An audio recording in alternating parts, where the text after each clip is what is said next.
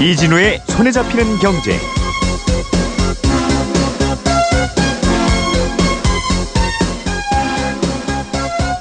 안녕하십니까, 이진우입니다. 요즘 마이너스 통장 쓰시는 분들 많으시죠? 이 마이너스 통장은 그런데 이자를 계산하는 방법이 일반 통장하고는 좀 달라서 이 이자 계산 방법을 미리 알고 계시는 게 도움이 꽤 됩니다. 어떤 거냐면 일반 은행은 밤 11시 59분에 만약 돈을 입금했더라도 그날 하루치 이자를 다 줍니다. 반대로 또 하루 종일 돈을 넣어놨다가 밤 11시 59분에 그 돈을 빼가면 그날치 이자는 아예 안 줍니다. 그러니까 자정 언저리 마감하기 직전에 돈이 있었느냐 없었느냐 오로지 그것만 따져서 그날 하루치 이자를 쳐줄지 말지를 정한다는 겁니다. 생각해보면 당연히 그렇게 해야 되겠죠. 날짜별로 안 하고 이분이 돈을 몇 시에 입금했는지 시간 단위로 만약 계산해서 이자를 준다면 아침 9시에 예금한 분과 오후 4시에 예금한 분이 이자가 달라야 되는데 그럼 너무 복잡하지 않겠습니까? 그런데 마이너스 통장의 대출 이자는 예외입니다. 즉 한순간 1초만이라도 마이너스가 되는 순간이 있었으면 그 마이너스 된 금액에 하루치 이자를 다 받아갑니다. 그렇다고 어차피 오늘은 갚아봐야 이자를 보니까 내일 갚자 그러면 우리가 돈을 쓴 기간은 만 24시간이 안 되더라도 오늘과 내일 이제 이틀치 이자가 다 빠져나가는 거죠. 마이너스 통장을 만들어 놓고 100만 원을 오전에 잠깐 찾았다가 오후에 다시 넣으면 그래도 잠깐 마이너스가 있었으니까 100만 원의 하루치 이자를 내야 되는데 또 뭐 거꾸로 100만 원을 오전에 입금했다가 오후에 다시 찾아가면 이자를 예금 이자로는 전혀 안 주는 거니까 소비자 입장에서는 이거 좀 불공평하다라는 생각도 드실 수는 있겠지만 어쨌든 규정은 그렇게 되어 있습니다. 소비자로서는 알아두는 수밖에 없고 그걸 안다고 뭘 대비하거나 요령 있게 피해갈 방법은 없습니다만 방법이 있다면 마이너스를 안 만드는 거죠. 그런데 가끔 필요할 때 쓰려고 만든 마이너스 통장이니까 어쩔 수는 없겠습니다.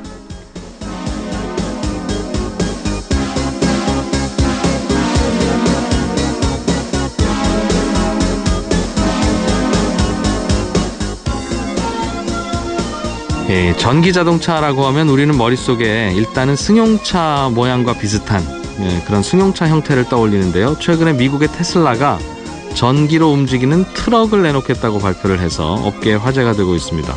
이 전기로 움직이는 트럭이 나오면 자동차 시장에는 어떤 영향이 있을지 잠시 후에 얘기해 보겠고요. 기자수첩 시간에는 우리가 알고 싶은 혹은 또 우리가 전혀 몰랐던 고속도로 휴게소의 이면을 취재한 기자와 고속도로 휴게소에 대해서 자세하게 들여다보겠습니다. 12월 2일 손에 잡히는 경제 광고 잠깐 들으시고 바로 시작하겠습니다.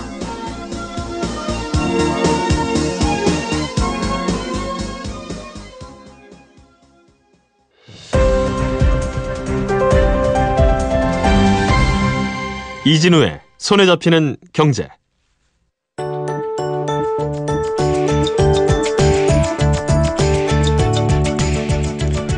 최근 해외 매체에 보도됐던 비즈니스 이슈들 중에 우리에게 도움이 되거나 관심 가는 내용들을 살펴보는 글로벌 비즈니스 트렌드 시간입니다. 오랜만에 나오셨습니다. 문스타트업 연구소를 운영하고 계시는 코링텍의 문영진 대표, 어서 오십시오. 네, 반갑습니다. 저희 사정이었긴 한데 그래도 굉장히 오랜만에 인사드리는 것 같습니다. 반갑습니다. 네, 반갑습니다. 오늘 들고 오신 아이템 제가 미리 좀 슬쩍 봤더니 테슬라 이야기군요. 미국에서 전기차 만드는 걸로 유명한 전기차로 유명한 회사이기도 하지만 전기차 이외의 다른 이슈들로도 꽤 유명해요. 과연 이 회사가 전기차를 제대로 만들어낼 수 있느냐라는 회의를 갖고 계신 분들도 많고 이 회사처럼 혁신적인 회사가 세상에 어디 있느냐 로켓도 만들고 또 기가 팩토리라고 큰 배터리를 생산하는 공장도 만들고 여러 가지를 하고 있죠. 그런 테슬라가 최근에 트럭을 만들기 시작했어요.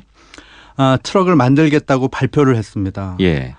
그 트럭이 미국에서는 세마이 트럭이라고 부르는데요. 우리나라로 치면은 큰 트레일러를 끄는 20톤 트럭, 바퀴 8개 달린 이런 정도가 될 것 같아요. 큰 트럭이네요. 네. 큰 트럭인데 전기로 가는 트럭이고 자율주행이 가능한 트럭이다. 그리고 이 차를 2019년에 생산하겠다라고 발표를 했습니다. 야, 여러 가지 궁금증이 생기는데 트럭도 그 네. 큰 녀석도 네. 기름 아니라 과연 전기만 먹고도 갈까라는 생각도 들고 네. 가기야 가겠지만 잘 갈까부터 네. 전기가 많이 아껴지나 기름 대신 넣으면 또 반대로 생각하면 기름 참 많이 먹잖아요. 트럭이라는 게. 많이 먹죠. 그래서 트럭 선택하시는 분들은 우리 승용차야 뭐 승차감부터 시작해서 디자인 다양한 걸 봅니다만 네.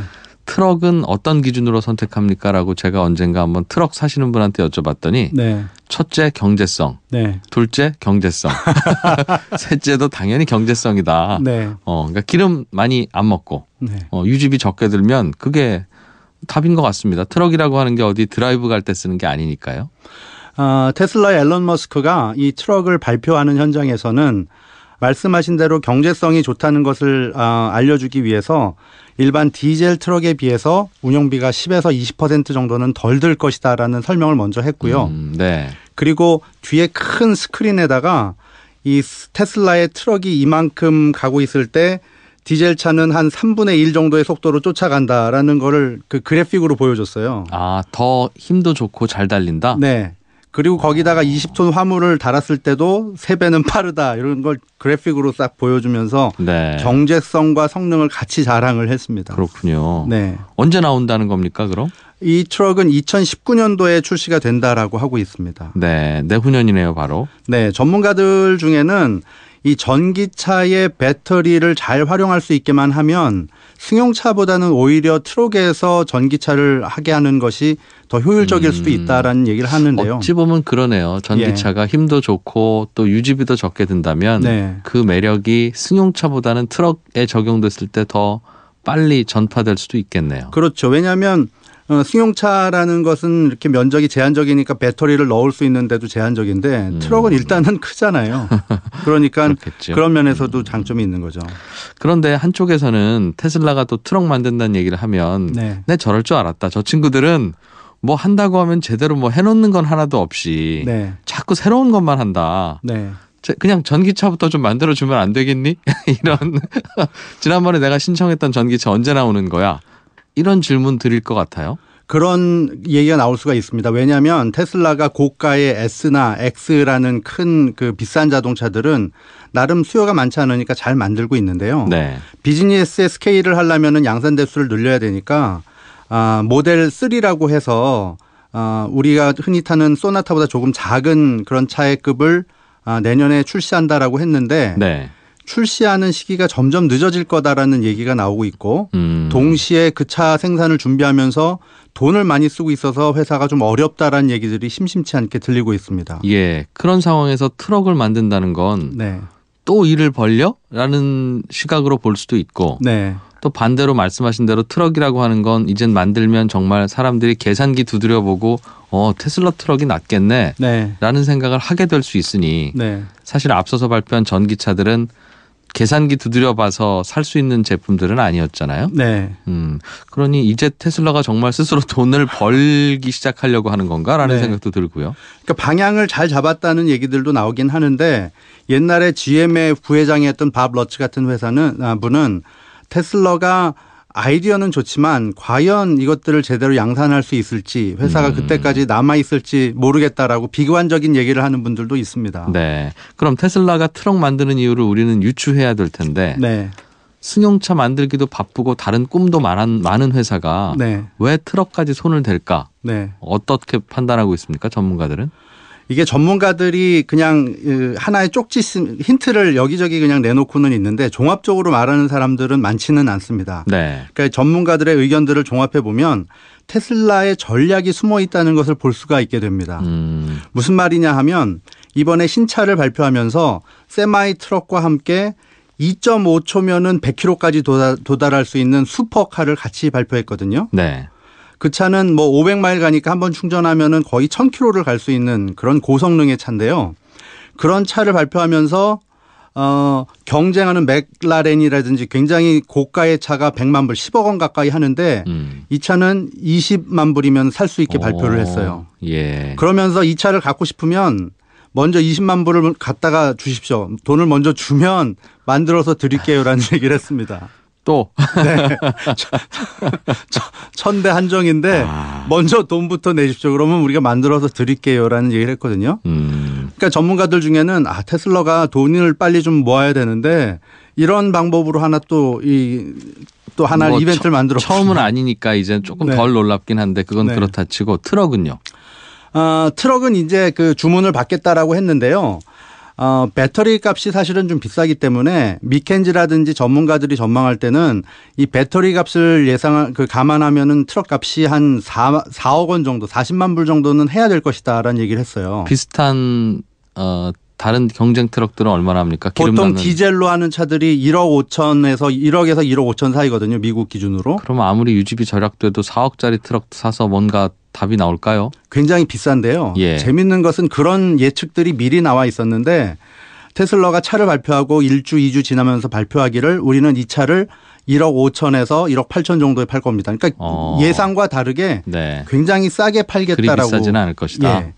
다만 배터리는 리스를 해야 되니까 리스료가 일부 추가됩니다라고 꼬리를 달았죠. 네. 그러니까 시장에서 생각하는 것보다 굉장히 공격적으로 가격을 책정을 했습니다. 그렇군요. 이거는 이젠 트럭도 주면서 돈도 받고 1대1로 거래하겠죠? 트럭조차 또 1억 먼저 내셔야 됩니다 하면 그거는 아직 그렇게 얘기를 안 했으니까 예. 봐야 될 텐데 어쨌든 트럭도 계약을 받겠죠. 테슬라가 드디어 아르바이트를 시작했구나라고 생각하는 분도 있겠네요. 트럭이야말로 이제는 뭐 실제로 실용적일 수 있으니까 전기차가. 혹자는 이게 더 큰 비즈니스가 될 수도 있다라는 얘기를 하고요. 일단은 가장 중요한 것이 내년에 양산한다는 테슬라의 모델 3인데요. 네. 이것이 제대로 돼야 테슬라도 비즈니스 규모를 가지면서 제대로 갈 수가 있는데 그렇게 하기 위해서는 현금이 부족하기 때문에 뭔가를 해야 된다. 자금을 다시 모은다든지 그러니까 이러한 것들이 어떻게 진행이 될지라는 생각들을 가지고 네. 내년에 테슬라가 하시는 것들을 보게 되면 좀 재미있을 것 같습니다. 일각에서는 트럭이야말로 우리가 상상하는 무인 자동차 스스로 움직이는 것을 시연하는 데 있어서 네. 제일 좋은 모델일 것이다. 작은 차들이야 도심에서 거의 고개 운전을 해야 되니까 네. 자율주행차가 쉽지 않을 텐데 트럭이야 뭐 멀리서 누가 끼어들면 잠깐 차선 바꿔주고 안 그러면 계속 달리면 되는 거니까요. 네. 그 앨런 머스크가 처음에 그 세마이 트럭에 대해서 설명을 하면서 두 번째로 강조한 것이 안전입니다. 이 차는 지나가는 보행자나 자동차들을 안전을 미리 감안할 수 있는 여러 가지 그 안전장치들이 들어가 있다라고 얘기를 하는데요. 예.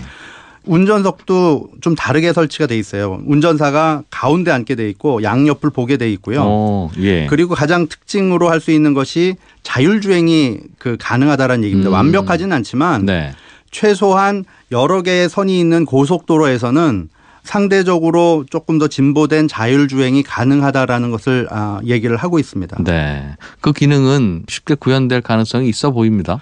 그렇습니다. 그래서 그 전문가들 중에는 테슬라의 세마이 트럭이 바꾸게 될 인더스트리의 모양에 대해서들 얘기를 하고 있는데요. 네. 이러한 그 모양새가 달라짐에 따라서 새로운 스타트업도 나오고 있습니다. 예를 들면 테슬라 트럭이 혹은 자율주행 트럭이 LA에서 달라스까지 무인으로 주행을 했을 때 네. 달라스의 그 도시의 입구에 도착을 하면은 거기에서 사람이 타서 그거를 들어가든지 예. 아니면 거기에서 더 진일보한 거는 사무실에 앉아서 거기에 도착했을 때 운전하는 것을 받아서 사무실에서 무선으로 또 운전하는 그러한 도심으로 들어오면 일단 사람이 손을 대줘야 되는데 네.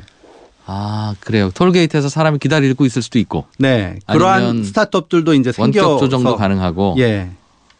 정말 게임하는 기분이겠네요. 그건. 세상이 달라지고 있는 거죠. 그래서 그중에는 트럭 운전사들은 뭐 며칠씩 몇 주씩 집을 비워야 되는데 네. 이제 자율주행이 되면 사무실에 출근해가지고 정시에 퇴근할 수 있다. 그렇겠어요. 라는 얘기도 합니다. 특히 미국 같은 경우에는 몇 박 며칠을 운전을 해야 되는 경우가 있을 텐데. 네. 그래서 트럭 운전사들이 이제 조심해야 되지 않느냐 뭐 이런 얘기를 하니까 일자리? 예. 당장은 이렇게 자율주행이 돼도 사람이 있어야 되기 때문에 당장은 아니고 또 짐도 날라야 되니까 그렇지는 않을 것이다. 뭐 이런 얘기도 합니다. 좀 편해지긴 하겠죠. 네. 꼭 운전대 잡고 있을 필요는 없을 테니까. 네. 예, 문스타트업 연구소를 운영하고 계시는 코링텍의 문영준 대표와 함께 최근의 전기 트럭 이야기 들어봤습니다. 고맙습니다. 네, 감사합니다. MBC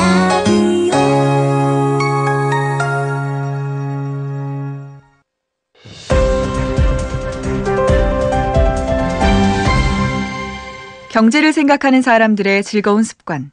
이진우의 손에 잡히는 경제.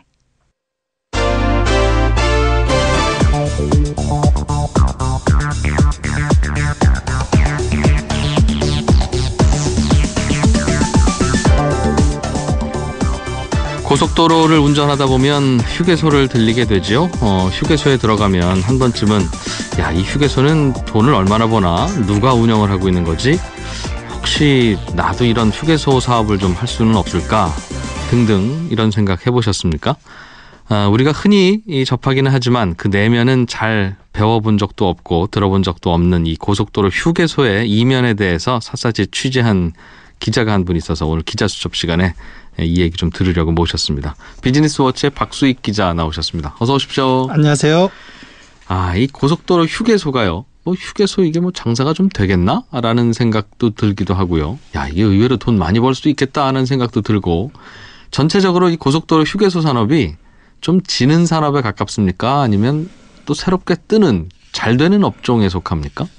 네, 우선 이 최근 10년간 전국 고속도로 휴게소 매출을 보면 연평균 한 7% 정도 성장을 했습니다. 이게 숫자가 잘 감이 안 오실 텐데 비교를 해보면 우리나라 서비스 산업이 최근 10년간 같은 기간에 한 4.9% 정도 성장을 했는데요.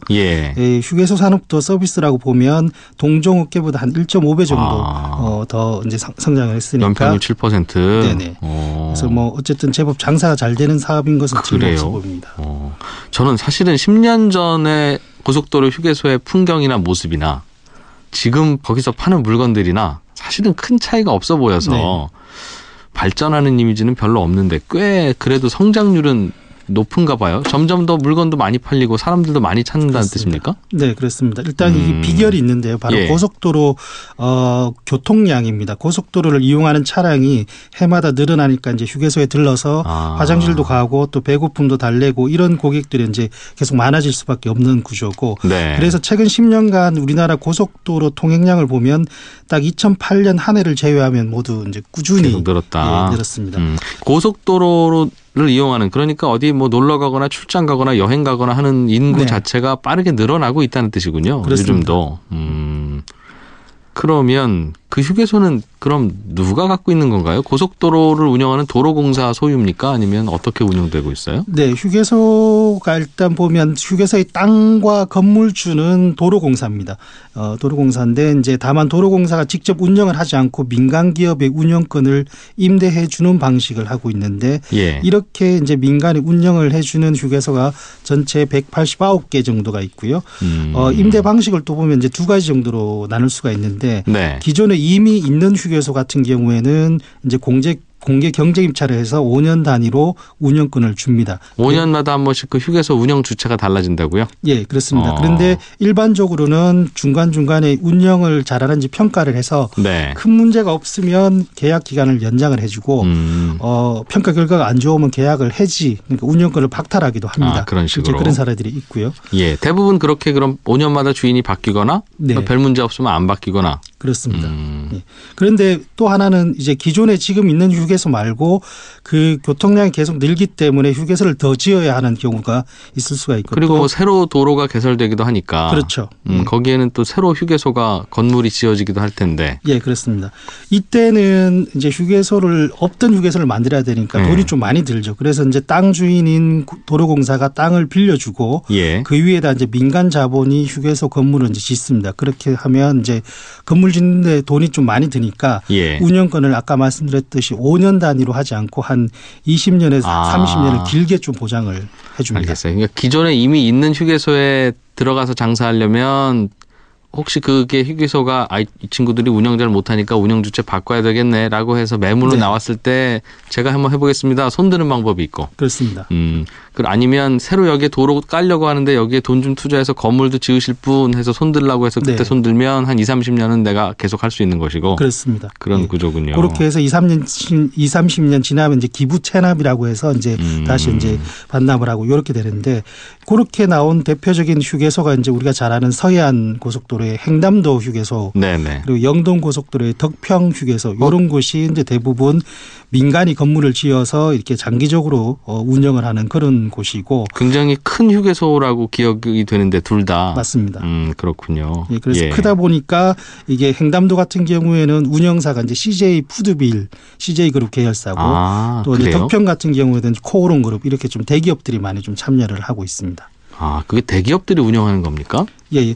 처음에는 이게 1980년대까지는 이게 도로공사가 이제 직접 하기도 하고 또 이제 임대도 주고 네. 하기 때문에 대부분 대기업들은 없었고 예. 휴게소를 전문적으로 운영하는 중소기업들이 많이 있었는데 그러다가 1995년에 이제 도로공사가 휴게소로 이제 민영화를 하기 시작을 했거든요. 20년 좀 넘었군요. 그렇습니다. 그때 이제 민영화라는 것이 이제 휴게소를 통째로 매각하는 건 아니고 운영권을 민영화하는 그런 방식으로 하면서 이제 대기업들도 본격적으로 들어오게 됐습니다. 그래서 여기에서 이제 휴게소 운영해 보실 분 손드세요 하면 손들어서 들어가고 했군요. 그렇습니다. 아까 그 횡담도 휴게소가 CJ 그룹이 한다고 했는데 네. 혹시 뭐 다른 우리가 잘 아는 대기업들이 하는 휴게소들 많은 대기업들이 해요? 예를 들면 한두 개만 좀 들어주시죠. 네네. 뭐 한화그룹 같은 경우에도 지금 충남에 보면 공주, 그리고 진안 부여 휴게소를 운영을 하고 있고 또 우리가 잘 아는 풀무원 같은 경우에 이제 한평천지 휴게소라고 있습니다. 그쪽 운영을 하고 또 파리바게트로 뭐 잘 알고 있는 SPC 그룹 같은 경우에도 경북의 김천, 경남 진주 휴게소 이런 것들을 운영하고 있습니다. 아니 대개는 대기업들이 하면 자기들 브랜드를 커다랗게 간판으로 좀 걸어놓고 그럴 것 같은데 네네. 지나가면서 이 휴게소를 누가 운영하는지 간판을 본 적은 없어요. 아마 도로공사가 그런 건 달지 말라고 했는지 아니면 굳이 뭐 이렇게 홍보 안 하려고 했는지 저는 모르고 있었네요. 그래서 큰 기업들이 운영하는 줄을. 그러면 이 대기업들이 이렇게 진출한다는 건 뭔가 돈이 좀 된다는 뜻일 텐데. 그렇습니다. 휴게소가 보통 1년에 한 휴게소에서 돈 얼마나 법니까? 이렇게 물어보면 이건 좀 막연한 질문일 것 같긴 한데 잘 되는 데도 있고 뭐 잘 안 되는 데도 있을 테니까요. 네. 그동안에는 사실 개별 휴게소가 어느 정도 이렇게 매출을 보는지가 좀 잘 안 나왔는데 저희들이 좀 취재를 해보니까 전국에 189개 휴게소 중에서 우선 가장 돈을 많이 버는 곳이 아까 말씀드렸던 코오롱이 운영하는 덕평 휴게소 영동고속도로 여기가 지난해 매출이 한 556억 원 정도 나왔습니다. 매출이 500억이면 뭐 웬만한 코스닥 기업 매출보다 많네요. 휴게소 하나가. 그렇습니다. 그리고 그다음에 이제 횡담도 휴게소 CJ 푸드빌이 운영하는 여기가 328억 원 정도. 차이가 좀 있지만 그래도 상당히 좀 큰 편이고 이렇게 해서 연간 매출액이 100억 원이 넘는 곳이 35개 정도가 있고 약 190개 휴게소 중에서. 예, 그렇습니다. 그리고 전체 평균 매출액도 한 평균 70억 원 정도 이렇게 됩니다. 네. 그렇군요. 우리 서울에서 바깥으로 나가려고 하다 보면 제일 처음 만남의 광장이라고 하는 곳이 있는데 그게 그냥 광장뿐만이 아니라 거기도 휴게소가 있잖아요. 그렇습니다. 거기가 사실 이제 전국 휴게소 매출 기준으로 보면 평균에 가장 가까운데 한 연간 75억 원 정도가 나옵니다. 차들이 늘 가득 차 있어서 거기가 장사 제일 잘 되나 싶었는데 그런 건 아니었군요. 네네.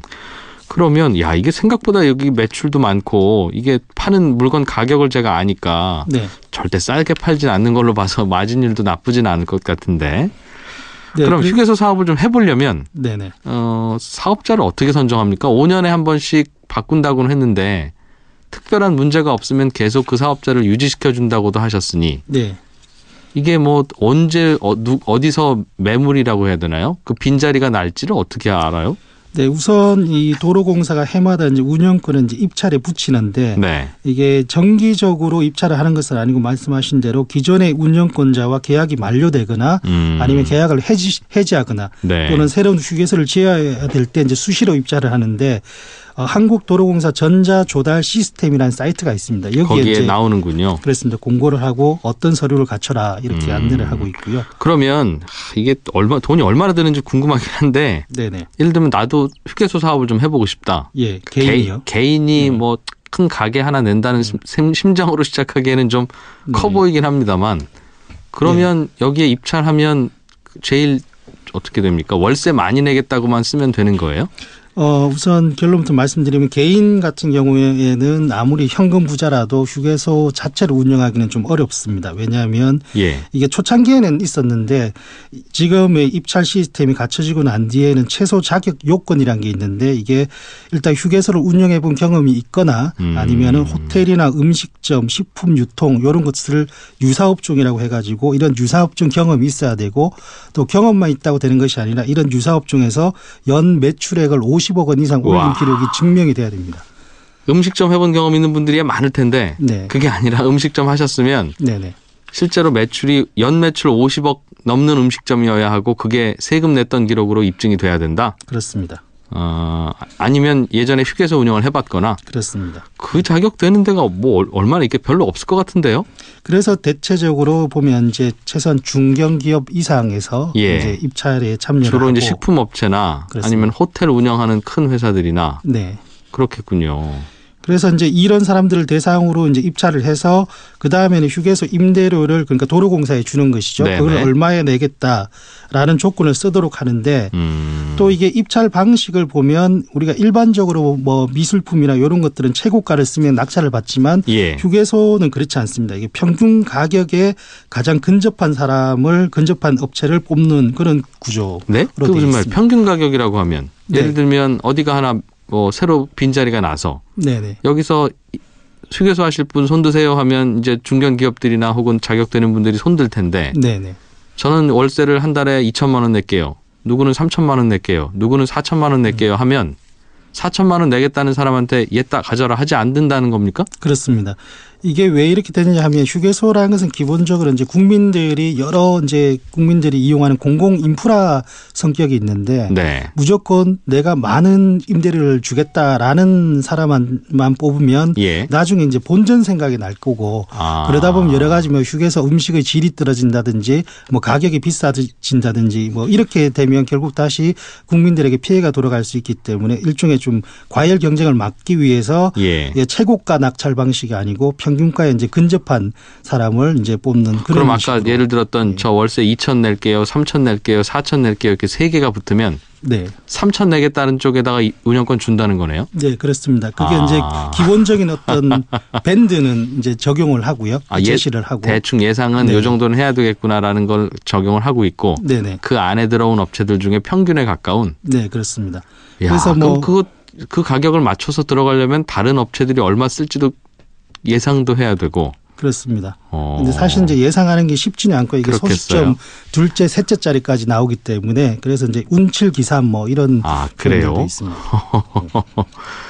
그 보통 그러면 어떤 방식입니까? 예를 들면 제가 조금 전에 그냥 잘 모르는 상태에서 예를 든 것처럼 한 달에 2천만 원 낼게요 하면 2천만 원만 내면 되는 거예요. 장사가 잘 되든 안 되든. 아니면 시중의 백화점들은 그렇게 임대료를 받지 않고 그 자리에서 나오는 매출의 뭐 몇 % 이렇게 받잖아요. 네, 어떤 방식이에요, 둘 중에? 비슷합니다. 그런 방식인데 가장 최근에 이제 지난달에 입찰이 하나 있었는데 보면 이제 전북 익산에 이제 호남 고속도로의 여산 휴게소 이게 양방향으로 입찰이 있는데 이게 예상 매출액이 한 230억 원 정도다라고 도로공사가 제시를 했습니다. 그래서 그러면 이 매출액에서 얼마를 임대료를 낼 것이냐. 낙찰 받은 곳이 이제 임대료를 19.7%를 내는 조건으로 낙찰을 받았는데요. 보통 매출의 19.7%요? 그렇습니다. 그래서 보통 이게 이제 평균적으로 휴게소 임대 이제 사업자들이 도로공사에 내는 임대료가 보통 17에서 19% 그 사이에서 왔다 갔다 하기 때문에 대략적으로 그렇게 선정이 됩니다. 그럼 내가 5천 원짜리 호두 과자를 하나 사 먹었으면 5천 원에 19%면 대략 1,000원 정도인데 그게 도로공사로 가는구나 이렇게 이해하면 되는 거겠어요? 그렇습니다. 그러면 예를 들면 장사가 안 될 수도 있고 잘 될 수도 있을 텐데 잘 돼도 매출의 20%, 아주 안 돼도 매출의 20% 그런 거죠? 그런 게 아니고 이제 매출액이 이제 전산으로 이제 포스 시스템으로 해서 이제 정확하게 잡히기 때문에 그 매출액만큼 그 비율을 이제 제시했던 임대료 비율을 이제 도로공사에 내는 그런 구조. 그렇죠. 그러니까 생각보다 장사가 잘 되면 도로공사 입장에서도 월세가 많이 들어오는 거고. 그렇습니다. 생각보다 장사가 안 되면 도로공사 입장에서도 월세가 적게 들어오는 거고 그런 구조라는 거죠. 그렇습니다. 그렇군요. 여기까지 들으면 그렇게 운영되는구나. 그러면 그냥 주요한 경력 있는 경험 있는 기업들이 들어가서 뭐 잘 경쟁해서 사업자 선정해서 운영되겠네라고 생각은 할 수 있을 텐데 취재하시다 보니까 이건 좀 문제다 싶은 것들도 좀 있었어요? 네, 뭐 우선 도피아라는 말이 좀 있는데 도피아? 예, 마피아, 도로공사 마피아 이런 준말인데요. 네. 이게 도로공사 출신들이 정관 예우를 받으면서 이제 자신들이 하던 업무와 관련된 일을 퇴직 후에도 계속 한다, 이렇게 해서 붙여진 신조어인데. 그게 휴게소하고도 관계가 있어요? 예, 그렇습니다. 휴게소가 이제 도로공사가 실제 관할을 하는 곳이고. 그렇긴 하죠. 예. 여기에서 이제 도성회라는 단체가 있는데 이 단체가 도로공사 퇴직자들이 친목 단체입니다. 근데 이게 그냥 우애 좋게 친목만 다지면 좋은데 1986년에 한도산업이라는 회사를 좀 만들어서 만들고 나니까 이 회사한테 도로공사가 일감을 이제 준 거죠. 그게 대표적으로 아까 얘기가 나왔던 경부고속도로에서 첫 번째 휴게소인 만남의 광장 휴게소. 이거를 이 도로공사 퇴직자 단체가 만든 한도산업이 운영을 하고 있는데. 그 선배들한테 이거 운영하세요라고 준 거네요. 그렇습니다. 도로공사 직원들이. 예, 30년 됐죠. 이게 지금까지도 이 한도산업이 이름만 사명을 H&D라는 회사로 바꿔서 계속 만남의 광장 휴게소를 이제 운영을 하고 있고. 이게 언제 문 연 휴게소죠? 만남의 광장 휴게소가? 정확하게 1988년 서울올림픽이 개막하기 직전에 문을 열었고 그래서 지금까지 한 30년째 하고 있습니다. 이거는 본인들이 지은 휴게소는 아닐 테니 5년에 한 번씩 검사를 해서 점검을 해서 문제가 있으면 주인을 바꿀 수도 있었는 건데 말씀하신 대로 퇴직자들이 만든 회사가 운영하는 휴게소니까 계속 그냥 운영하라고 줬을 수도 있겠네요. 예, 물론 이제 중간중간에 평가는 계속 했는데 그 평가에서는 이제 탈락 사유는 발생하지 않았고 그러다 보니까 이제 30년째 계속 이제 운영이 되고 있는 상황입니다. 이 한도산업이라고 하는 즉 도로공사 퇴직자들이 만든 회사가 전국의 휴게소를 여기 하나 운영합니까? 아니면 더 있습니까?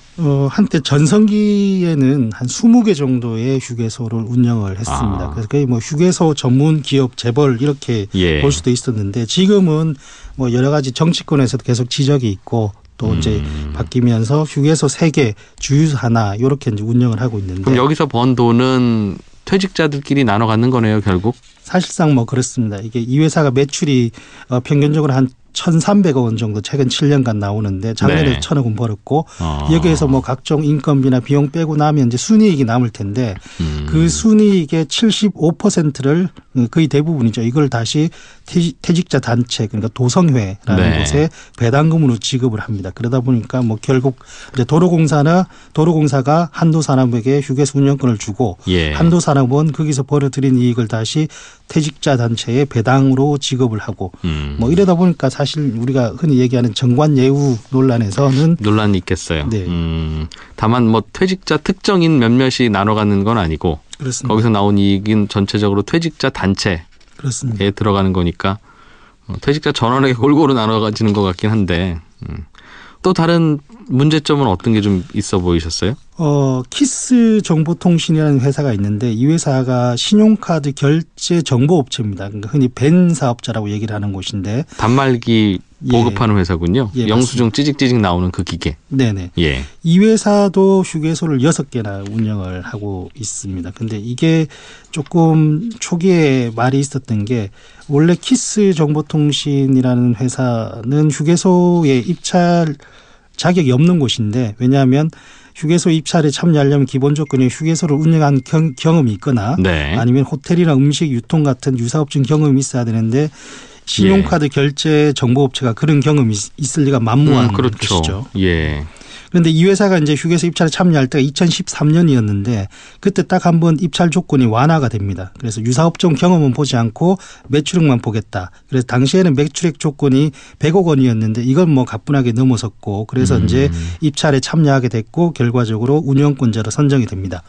이게 나중에 감사원 감사 결과 밝혀졌는데 일종의 특례 입학을 해준 거니까 문제가 좀 있었고 그래서 감사원이 도로공사에게 왜 이렇게 했냐 주의를 줬습니다. 다만 이때 한 해만 그렇게 그럼 경험이 없는 업체도 매출이 많은 업체는 좋다 이런 규정을 잠깐 만들었었던 거예요? 그렇습니다. 그리고 이 회사만 그동안 음식 업종이나 유통 업종에 경험 없던 회사로서 휴게소 사업에 들어왔던 것이고. 다른 회사도 또 그때 있었습니다. 대표적으로 제가 대표 사례, 왜냐하면 이 회사가 휴게소를 운영을 많이 하고 있기 때문에 대표 사례를 들은 것이고, 다만 이제 도로공사에는 주의를 줬지만 이 회사가 가지고 있는 휴게소 운영권을 박탈하지는 않았고요. 지금까지는 그대로 이제 운영을 하고 있습니다. 이게 그러니까 쭉 이야기를 들어보니까 휴게소 사업이 이런 표현이면 좀 과장인지 모르겠습니다만 황금알을 낳는 사업으로 인식되다 보니 실제로 또 그런 경우도 많고 하다 보니 공기업인 도로공사에서 특혜를 주려면 얼마든지 줄 수 있는 구조네요. 그래서 방금 말씀하신 이 키스 정보통신 같은 경우도 혹시나 입찰 자격이 없는 곳인데 어찌어찌해서 그냥 열어주는 쪽으로 서로 뒷얘기가 오가서 이렇게 된 거 아닌가라고 하는 의혹도 제기할 수 있을 것이고.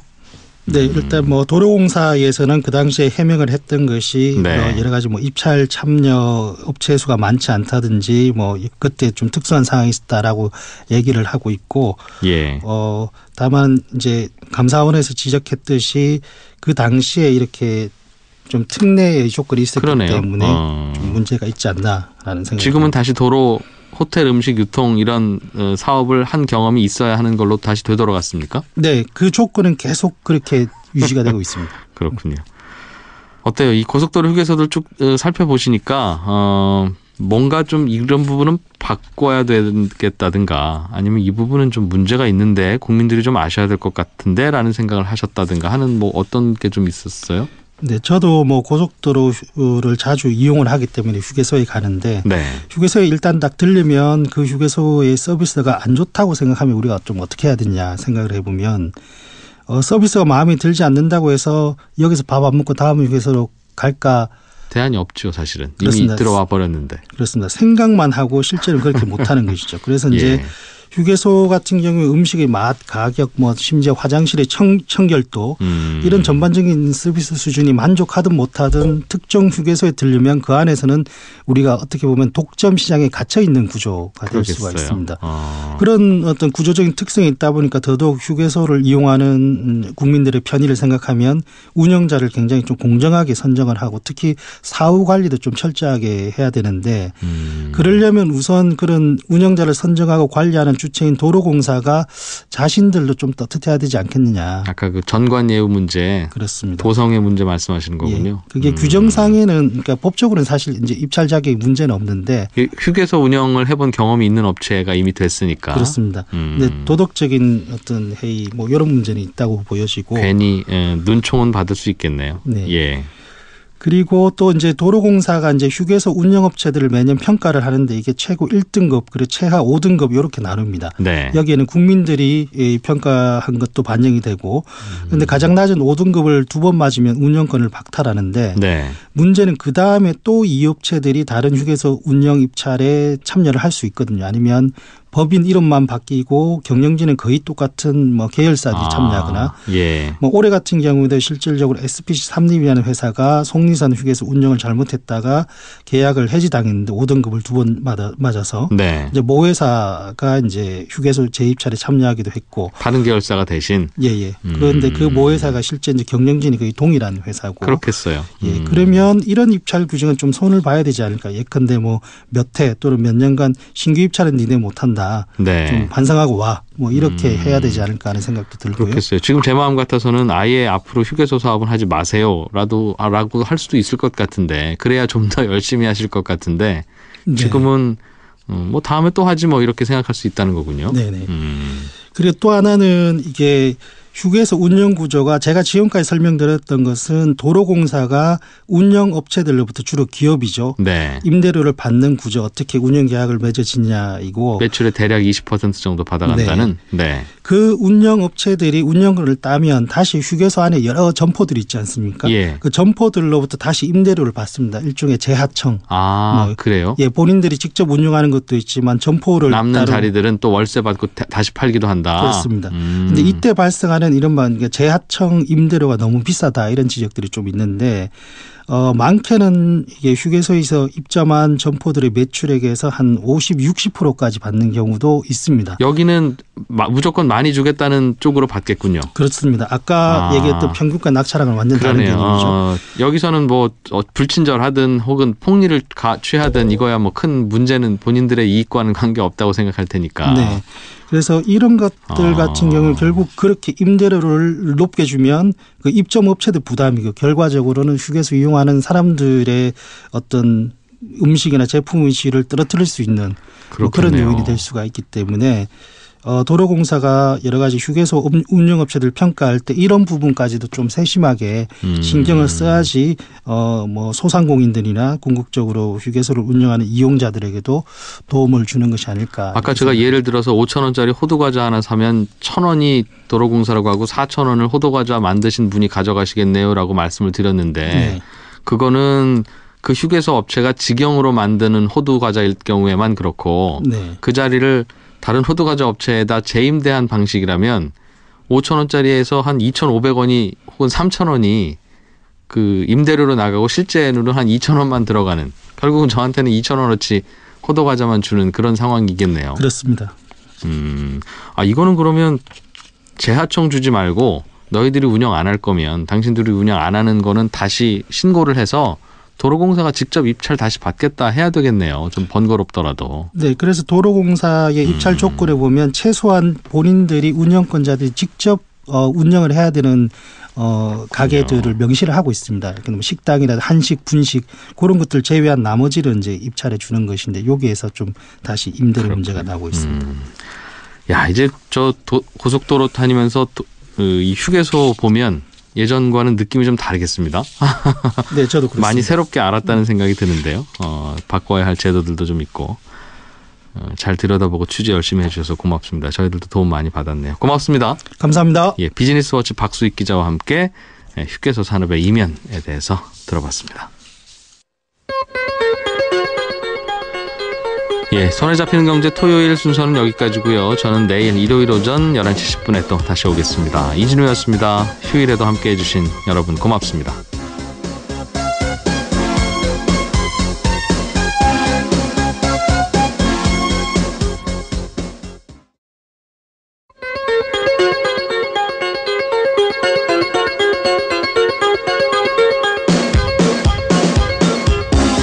이진우의 손에 잡히는 경제.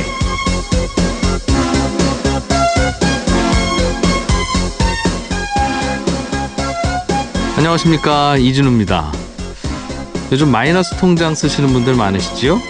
이 마이너스 통장은 그런데 이자를 계산하는 방법이 일반 통장하고는 좀 달라서 이 이자 계산 방법을 미리 알고 계시는 게 도움이 꽤 됩니다. 어떤 거냐면 일반 은행은 밤 11시 59분에 만약 돈을 입금했더라도 그날 하루치 이자를 다 줍니다. 반대로 또 하루 종일 돈을 넣어놨다가 밤 11시 59분에 그 돈을 빼가면 그날치 이자는 아예 안 줍니다. 그러니까 자정 언저리 마감하기 직전에 돈이 있었느냐 없었느냐 오로지 그것만 따져서 그날 하루치 이자를 쳐줄지 말지를 정한다는 겁니다. 생각해보면 당연히 그렇게 해야 되겠지요. 날짜별로 안 하고 이분이 돈을 몇 시에 입금했는지 시간 단위로 만약 계산해서 이자를 준다면 아침 9시에 예금한 분과 오후 4시에 예금한 분이 이자가 달라야 되는데 그럼 너무 복잡하지 않겠습니까? 그런데 마이너스 통장의 대출 이자는 예외입니다. 즉 한순간 1초만이라도 마이너스가 되는 순간이 있었으면 그 마이너스 된 금액에 하루치 이자를 다 받아갑니다. 그렇다고 어차피 오늘은 갚아봐야 이자를 무니까 내일 갚자 그러면 우리가 돈을 쓴 기간은 만 24시간이 안 되더라도 오늘과 내일 이제 이틀치 이자가 다 빠져나가는 거죠. 마이너스 통장을 만들어 놓고 100만 원을 오전에 잠깐 찾았다가 오후에 다시 넣으면 그래도 잠깐 마이너스가 있었으니까 100만 원의 하루치 이자를 내야 되는데 또 뭐 거꾸로 100만 원을 오전에 입금했다가 오후에 다시 찾아가면 이자를 예금 이자로는 전혀 안 주는 거니까 소비자 입장에서는 이거 좀 불공평하다라는 생각도 드실 수는 있겠지만 어쨌든 규정은 그렇게 되어 있습니다. 소비자로서는 알아두는 수밖에 없고 그걸 안다고 뭘 대비하거나 요령 있게 피해갈 방법은 없습니다만 방법이 있다면 마이너스를 안 만드는 거죠. 그런데 가끔 필요할 때 쓰려고 만든 마이너스 통장이니까 뭐 어쩔 수는 없겠습니다.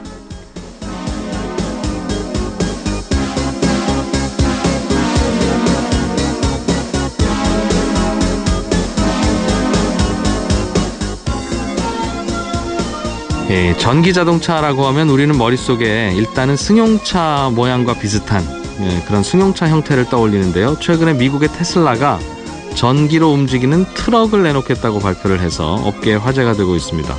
이 전기로 움직이는 트럭이 나오면 자동차 시장에는 어떤 영향이 있을지 잠시 후에 얘기해 보겠고요. 기자수첩 시간에는 우리가 알고 싶은 혹은 또 우리가 전혀 몰랐던 고속도로 휴게소의 이면을 취재한 기자와 고속도로 휴게소에 대해서 자세하게 들여다보겠습니다. 12월 2일 손에 잡히는 경제 광고 잠깐 들으시고 바로 시작하겠습니다.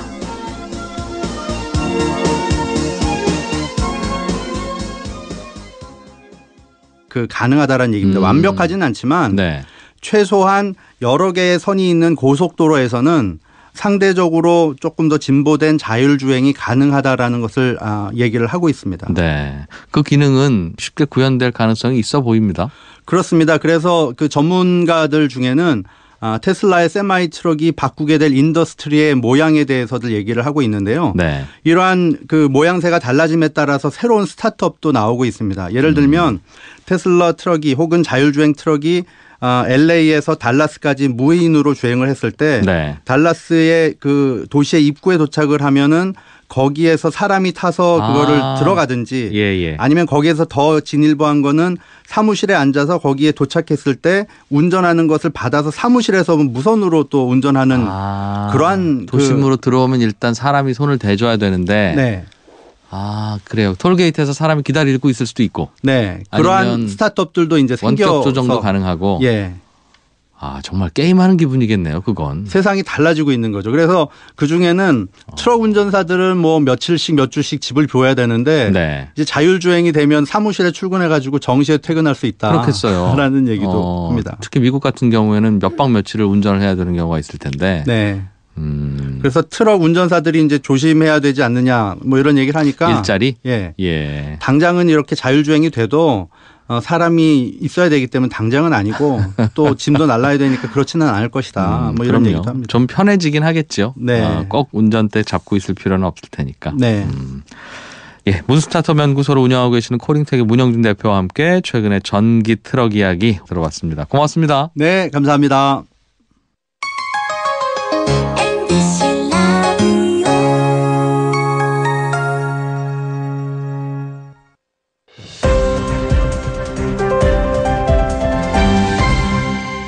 경제를 생각하는 사람들의 즐거운 습관. 이진우의 손에 잡히는 경제.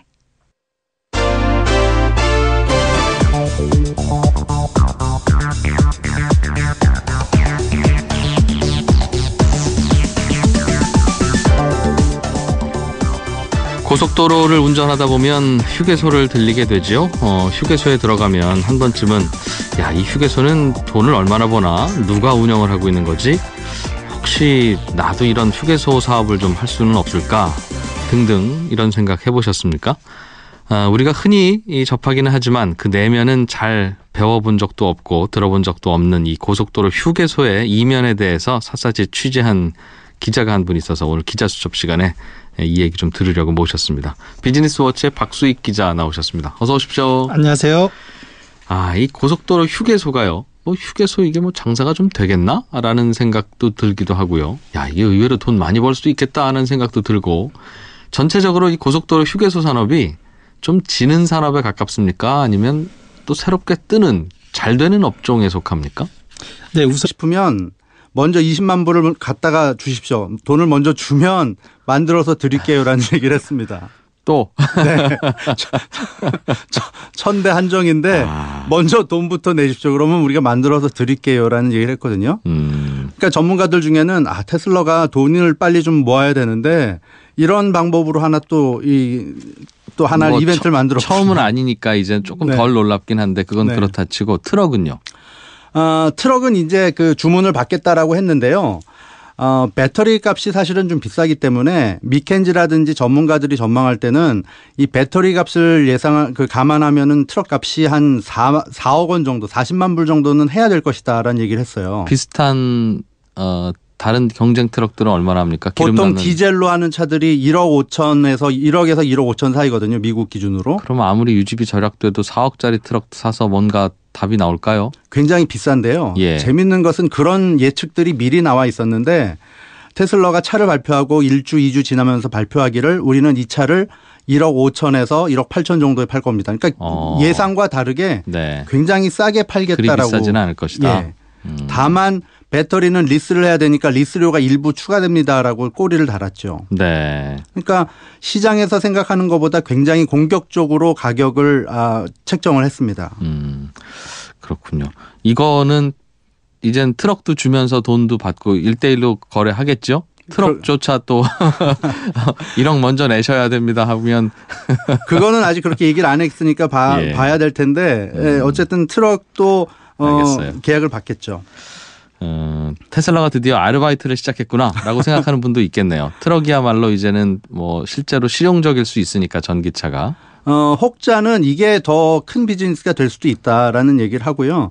일단은 가장 중요한 것이 내년에 양산한다는 테슬라의 모델 3인데요. 네. 이것이 제대로 돼야 테슬라도 비즈니스 규모를 가지면서 제대로 갈 수가 있는데 그렇게 하기 위해서는 현금이 부족하기 때문에 뭔가를 해야 된다. 자금을 다시 모은다든지 그러니까 이러한 것들이 어떻게 진행이 될지라는 생각들을 가지고 네. 내년에 테슬라가 하시는 것들을 보게 되면 좀 재미있을 것 같습니다. 일각에서는 트럭이야말로 우리가 상상하는 무인 자동차 스스로 움직이는 것을 시연하는 데 있어서 네. 제일 좋은 모델일 것이다. 작은 차들이야 도심에서 거의 고개 운전을 해야 되니까 네. 자율주행차가 쉽지 않을 텐데 트럭이야 뭐 멀리서 누가 끼어들면 잠깐 차선 바꿔주고 안 그러면 계속 달리면 되는 거니까요. 네. 그 앨런 머스크가 처음에 그 세마이 트럭에 대해서 설명을 하면서 두 번째로 강조한 것이 안전입니다. 이 차는 지나가는 보행자나 자동차들을 안전을 미리 감안할 수 있는 여러 가지 그 안전장치들이 들어가 있다라고 얘기를 하는데요. 예. 운전석도 좀 다르게 설치가 돼 있어요. 운전사가 가운데 앉게 돼 있고 양옆을 보게 돼 있고요. 예. 그리고 가장 특징으로 할 수 있는 것이 자율주행이 네, 내후년이네요, 바로. 네, 전문가들 중에는 이 전기차의 배터리를 잘 활용할 수 있게만 하면 승용차보다는 오히려 트럭에서 전기차를 하게 하는 것이 더 효율적일 수도 있다라는 얘기를 하는데요. 어찌 보면 그러네요. 전기차가 힘도 좋고 또 유지비도 적게 든다면 네. 그 매력이 승용차보다는 트럭에 적용됐을 때 더 빨리 전파될 수도 있겠네요. 그렇죠. 왜냐하면 승용차라는 것은 이렇게 면적이 제한적이니까 배터리를 넣을 수 있는데도 제한적인데 트럭은 일단은 크잖아요. 그러니까 그렇겠죠. 그런 면에서도 장점이 있는 거죠. 그런데 한쪽에서는 테슬라가 또 트럭 만든다는 얘기를 하면 네, 저럴 줄 알았다. 저 친구들은 뭐 한다고 하면 제대로 뭐 해놓는 건 하나도 없이 네. 자꾸 새로운 것만 한다. 네. 그냥 전기차부터 좀 만들어주면 안 되겠니? 이런 지난번에 내가 신청했던 전기차 언제 나오는 거야? 이런 질문 드릴 것 같아요. 그런 얘기가 나올 수가 있습니다. 왜냐하면 테슬라가 고가의 S나 X라는 큰 그 비싼 자동차들은 나름 수요가 많지 않으니까 잘 만들고 있는데요. 네. 비즈니스의 스케일을 하려면 양산 대수를 늘려야 되니까 모델 3라고 해서 우리가 흔히 타는 소나타보다 조금 작은 그런 차의 급을 내년에 출시한다라고 했는데 네. 출시하는 시기가 점점 늦어질 거다라는 얘기가 나오고 있고 동시에 그 차 생산을 준비하면서 돈을 많이 쓰고 있어서 회사가 좀 어렵다라는 얘기들이 심심치 않게 들리고 있습니다. 예, 그런 상황에서 트럭을 만든다는 건 네. 또 일을 벌려? 라는 시각으로 볼 수도 있고 네. 또 반대로 말씀하신 대로 트럭이라고 하는 건 이젠 만들면 정말 사람들이 계산기 두드려보고 테슬라 트럭이 낫겠네 네. 라는 생각을 하게 될 수 있으니 네. 사실 앞서서 발표한 전기차들은 계산기 두드려봐서 살 수 있는 제품들은 아니었잖아요. 네. 그러니 이제 테슬라가 정말 스스로 돈을 벌기 시작하려고 하는 건가라는 네. 생각도 들고요. 그러니까 방향을 잘 잡았다는 얘기들도 나오긴 하는데 옛날에 GM의 부회장이었던 밥 러츠 같은 분은 테슬라가 아이디어는 좋지만 과연 이것들을 제대로 양산할 수 있을지 회사가 그때까지 남아있을지 모르겠다라고 비관적인 얘기를 하는 분들도 있습니다. 네. 그럼 테슬라가 트럭 만드는 이유를 우리는 유추해야 될 텐데 네. 승용차 만들기도 바쁘고 다른 꿈도 많은 회사가 네. 왜 트럭까지 손을 댈까? 네. 어떻게 판단하고 있습니까? 전문가들은? 이게 전문가들이 그냥 하나의 쪽지 힌트를 여기저기 그냥 내놓고는 있는데 종합적으로 말하는 사람들은 많지는 않습니다. 네. 그러니까 전문가들의 의견들을 종합해 보면 테슬라의 전략이 숨어 있다는 것을 볼 수가 있게 됩니다. 무슨 말이냐 하면 이번에 신차를 발표하면서 세마이 트럭과 함께 2.5초면은 100km까지 도달할 수 있는 슈퍼카를 같이 발표했거든요. 네. 그 차는 뭐 500마일 가니까 한번 충전하면은 거의 1000km를 갈 수 있는 그런 고성능의 차인데요. 그런 차를 발표하면서 경쟁하는 맥라렌이라든지 굉장히 고가의 차가 100만 불, 10억 원 가까이 하는데 이 차는 20만 불이면 살 수 있게 발표를 했어요. 예. 그러면서 이 차를 갖고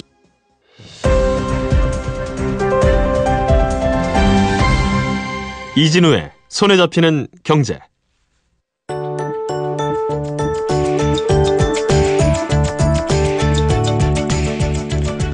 최근 해외 매체에 보도됐던 비즈니스 이슈들 중에 우리에게 도움이 되거나 관심 가는 내용들을 살펴보는 글로벌 비즈니스 트렌드 시간입니다. 오랜만에 나오셨습니다. 문스타트업 연구소를 운영하고 계시는 코링텍의 문영진 대표, 어서 오십시오. 네, 반갑습니다. 저희 사정이었긴 한데 그래도 굉장히 오랜만에 인사드리는 것 같습니다. 반갑습니다. 네, 반갑습니다. 오늘 들고 오신 아이템 제가 미리 좀 슬쩍 봤더니 테슬라 이야기군요. 미국에서 전기차 만드는 걸로 유명한. 네. 전기차로 유명한 회사이기도 하지만 전기차 이외의 다른 이슈들로도 꽤 유명해요. 과연 이 네. 회사가 전기차를 제대로 만들어낼 수 있느냐라는 회의를 갖고 계신 분들도 많고. 네. 이 회사처럼 혁신적인 회사가 세상에 어디 있느냐라는 네, 로켓도 만들고 네. 또 기가 팩토리라고 큰 배터리를 생산하는 공장도 만들고 여러 가지를 하고 있죠. 예. 그런 테슬라가 최근에 트럭을 만들기 시작했어요. 트럭을 만들겠다고 발표를 했습니다. 예. 그 트럭이 미국에서는 세마이 트럭이라고 부르는데요. 우리나라로 치면은 큰 트레일러를 끄는 뭐 20톤 트럭, 바퀴 8개 달린 뭐 이런 정도가 될 것 같아요. 큰 트럭이네요. 네. 큰 트럭인데 전기로 가는 트럭이고 예. 자율주행이 가능한 트럭이다. 그리고 이 차를 2019년에 생산하겠다라고 발표를 했습니다. 야, 여러 가지 궁금증이 생기는데 트럭도 그 큰 녀석도 기름 아니라 과연 전기만 먹고도 갈까? 라는 생각도 들고 가기야 가겠지만 잘 갈까?부터 전기가 많이 아껴지나? 기름 대신 넣으면 또 반대로 생각하면 기름 참 많이 먹잖아요. 트럭이라는 게. 많이 먹죠. 그래서 트럭 선택하시는 분들은 우리 승용차야 뭐 승차감부터 시작해서 디자인 다양한 걸 봅니다만 트럭은 어떤 기준으로 선택합니까? 라고 제가 언젠가 한번 트럭 사시는 분한테 여쭤봤더니 첫째 경제성, 둘째 경제성, 셋째도 당연히 경제성이다. 그러니까 기름 많이 안 먹고 유지비 적게 들면 그게 답인 것 같습니다. 트럭이라고 하는 게 어디 드라이브 갈 때 쓰는 게 아니니까요. 테슬라의 앨런 머스크가 이 트럭을 발표하는 현장에서는 말씀하신 대로 경제성이 좋다는 것을 알려주기 위해서 일반 디젤 트럭에 비해서 운영비가 10에서 20% 정도는 덜 들 것이다라는 설명을 먼저 했고요. 그리고 뒤에 큰 스크린에다가 이 테슬라의 트럭이 이만큼 가고 있을 때 디젤 차는 한 3분의 1 정도의 속도로 쫓아간다라는 거를 그 그래픽으로 보여줬어요. 더 힘도 좋고 잘 달린다? 네. 그리고 거기다가 20톤 화물을 달았을 때도 3배는 빠르다 이런 걸 그래픽으로 싹 보여주면서 경제성과 성능을 같이 자랑을 했습니다. 그렇군요. 언제 나온다는 겁니까 그럼? 이 트럭은 2019년도에 출시가 된다라고 하고 있습니다.